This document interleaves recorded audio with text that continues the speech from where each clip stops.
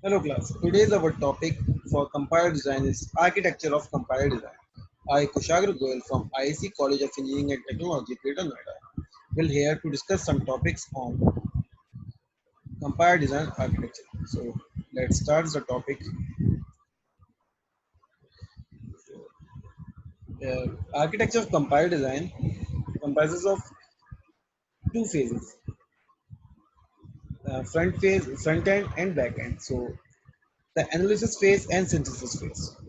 Front end comprises of analysis phase and back end comprises of synthesis phase. Source code enters in analysis phase, generates some intermediate code representation, and via synthesis phase, machine code will be generated. So let's discuss what is synthesis phase.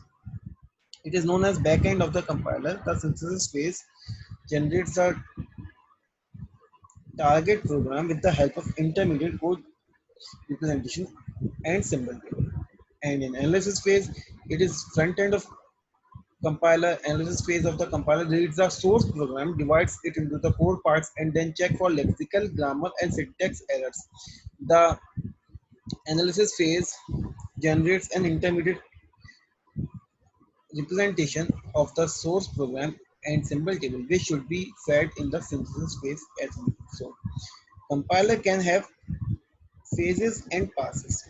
Pass is a refer to the traversal of a compiler through the entire program, which means source program to machine code. And phase means a phase of a compiler's distinguishable stage, which takes input from previous stage and process from yields yields output that can be used as input as the next stage. A pass can have more than one phase.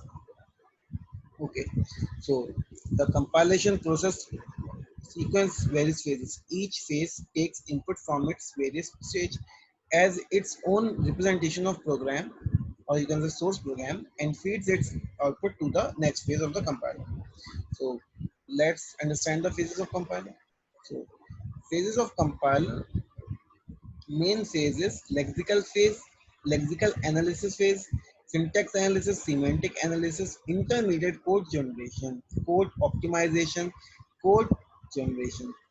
Subphase are symbol table management and error handling. So let's discuss it with the help of some diagram.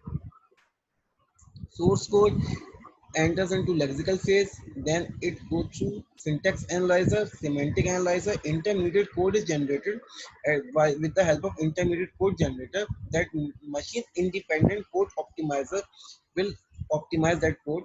That code generator generates some code, and machine dependent code optimizer optimize that code generated for that target code, and that target code will be achieved.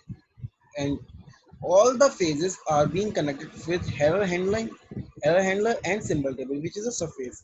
So lexical analysis, it is the first phase of scanner, works as a text scanner. This phase scans the source code as a stream of characters and converts it into meaningful leximes. Lexical analysis represents say three these leximes in the form of token. Token name, attribute value. So tokens are represent representation of a logically cohesive sequence of characters such as keywords, operator, identifier, symbol, etc. So example: a plus b equals to 20. So a, b, and plus equals to 20 are all separate tokens and are also known as leximes. Now, syntax analysis phase. It is the second phase of compiler. It is also known as parser. So in it, a syntax tree as the output is generated. For example, a equals to b plus c asterisk 2. Then it is a syntax tree which has as a root equal to one side a, second side plus, then b, then asterisk and c asterisk 2 will be generated. Next phase is semantic analysis phase.